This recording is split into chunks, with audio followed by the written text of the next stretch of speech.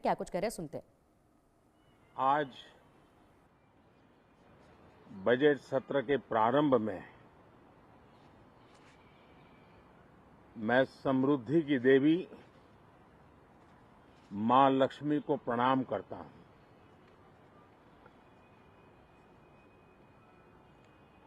और ऐसे अवसर पर सदियों से हमारे यहां मां लक्ष्मी का पुण्य स्मरण किया जाता है।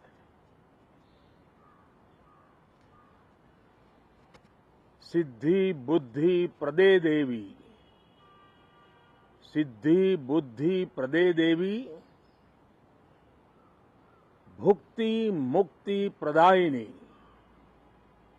भुक्ति मुक्ति प्रदायिनी, मंत्र मूर्ते सदा देवी, मंत्र मूर्ते सदा देवी, महालक्ष्मी नमोस्तुते, महालक्ष्मी नमोस्तुते। मां लक्ष्मी हमें सिद्धि और विवेक देती है, समृद्धि और कल्याण भी देती है।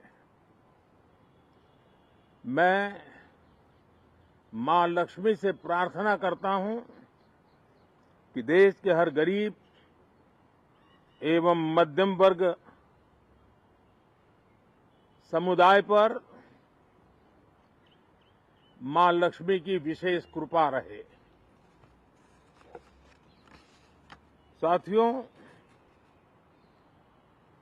हमारे गणतंत्र के 75 वर्ष पूरे हुए हैं।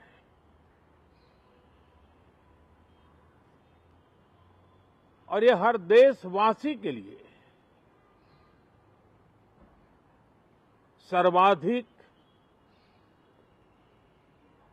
गौरवपूर्ण है और विश्व के लोकतांत्रिक जगत के लिए भी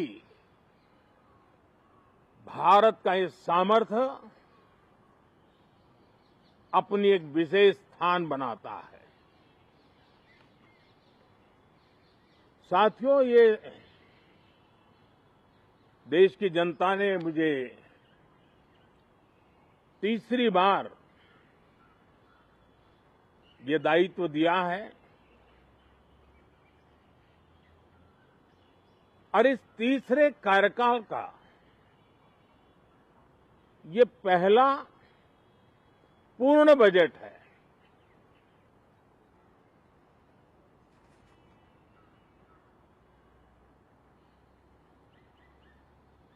और मैं विश्वास से कह सकता हूं कि 2047 जब आजादी के 100 साल होंगे, विकसित भारत का जो संकल्प देश ने लिया है, यह बजट सत्र, ये बजट एक नया विश्वास पैदा करेगा, नई ऊर्जा देगा कि देश जब आजादी के 100 साल मनाएगा तब विकसित होकर रहेगा। 140 करोड़ देशवासी अपने सामूहिक प्रयास से इस संकल्प को परिपूर्ण करेंगे। तीसरे टर्म में हम मिशन मोड में देश को सर्वांगीण विकास की दिशा में, चाहे वो भौगोलिक रूप से हो, सामाजिक रूप से हो या आर्थिक भिन्न भिन्न स्तर के संदर्भ में हो, हम सर्वांगीण विकास के संकल्प को लेकर के मिशन मोड में आगे बढ़ते जा रहे हैं। इनोवेशन, इंक्लूजन और इन्वेस्टमेंट, ये लगातार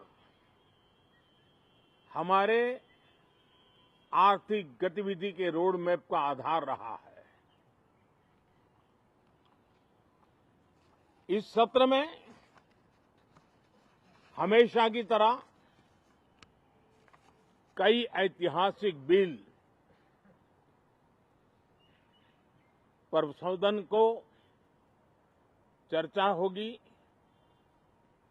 और व्यापक मंथन के साथ वो राष्ट्र की ताकत बढ़ाने का काम करने वाला कानून बनेंगे। विशेषकर नारी शक्ति के गौरव को पुनः प्रस्थापित करना, पंथ संप्रदाय के भेद से मुक्त होकर के हर नारी को सम्मानपूर्ण जीवन मिले, उसको भी समान अधिकार मिले, उस दिशा में इस सत्र में कई महत्वपूर्ण निर्णय लिए जाएंगे। Reform, perform and transform. जब विकास की तेज गति को प्राप्त करना होता है तो सबसे ज्यादा बल रिफॉर्म पर रहता है। राज्य और केंद्र सरकार ने मिलकर के परफॉर्म करना होता है और जन भागीदारी से हम ट्रांसफॉर्मेशन देख सकते हैं। हमारा युवा देश है, युवा शक्ति है और आज जो 20-25 साल की आयु के नौजवान हैं,